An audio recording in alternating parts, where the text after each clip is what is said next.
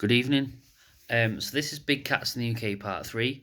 It's been a while since my last one, because I've not really read or seen any pictures or articles that have really stood out.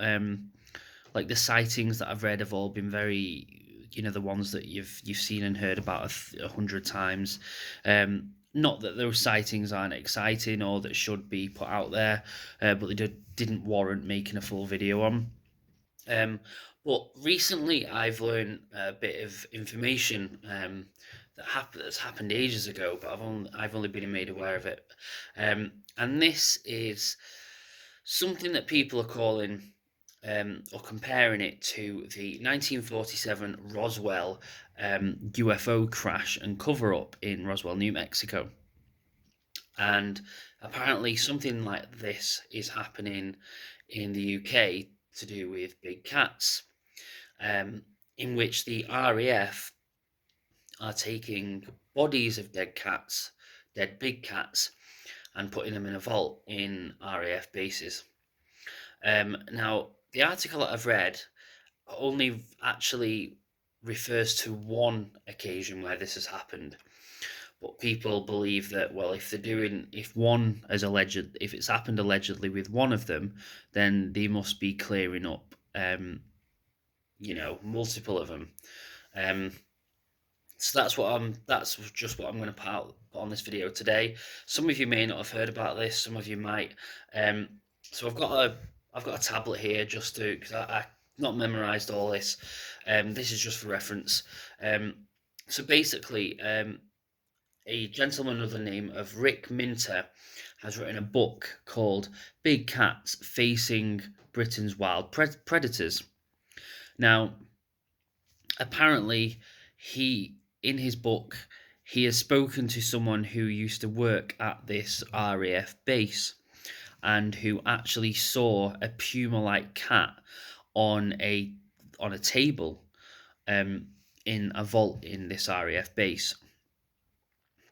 And allegedly, this cat was picked up by a tractor um, that then took it to this said so RAF base, and then it was put hidden away so no one could see it. Now, people suspect that this isn't the only time that this has happened. So, one question I brought up in a previous video that a lot of people ask is with if there are big cats in the UK, where are the dead bodies? Now, cats in general, when they die, they will go somewhere isolated and die, even domestic cats. It's sad, but that's what they do. So I could attribute the no body thing to that. Um, but from what I read about this, people do think that it's possible that the RAF do find the occasional body of these big cats. I'm not saying they go out looking for them. I'm saying they hear of a report or a sighting, and they might occasionally stumble across a carcass or a dead one. Um, so allegedly, this has been, people believe that it's happening often, or it's happened more than once. But in this book, it's only referenced once, I believe. This one incident. Let's see. So, retired staff apparently talked about a body on the table, which is very similar to the Roswell um, incident where there was a body on the table in Area 51. That famous video that is, is it real, is it not real? It's a body on the table, and witness outside the base reported a puma-like creature being trundled off in the scoop arm of a tractor. So that's the incident that the book refers to. So it doesn't refer to multiple incidences, it's that one. But from that, people are then, there's other sightings in that area. So this is in Whitby. Um, so where this incident and this base is allegedly in Whitby, um, RAF Flyingdale's base, allegedly. But people on this article, this newspaper article, A lot of people reference several big cat sightings in that area or in different parts of the UK, and are attributing some that could possibly, the RAF could have been in areas where big cats have been sighted before, and either retrieved a dead carcass or even a live one, whether they're trying to keep it under wraps or they don't want the public to ever um, encounter one up close. I don't know. I don't know if this is true. I just thought it was interesting enough to warrant a video, and it's got the elements of a possible cover up in it and stuff. So it's kind of, it reminds me of the alien UFO. Does the government know? Do they not know? Kind of thing. Um, and on this, it references that apparently there was a panther-like creature that was photographed near a naval base in Scotland. Um, and yet again, it is believed that maybe someone or a few people were sent out to look for it, and maybe that animal is now in that naval base. Again, allegedly. Um, so I thought this was very interesting. I thought it was worth putting out there. A lot of people that are into big cats in the UK probably already know about this. I first heard about it when I was watching another YouTuber. He's like like a normal everyday person. He's not got hundreds of thousands of subscribers, but he's into the big cats in the UK. He's had an experience. He goes out and about. He shows the locations where he saw a cat or where other people have allegedly seen them. And in one of his videos, he briefly mentioned this story about apparently a dead one was picked up by the RAF. And then that made me think, and I have looked for it online, but it's only recently I've come across, like, some decent articles with references of who written the book and where the book came from, and where the base was, etc.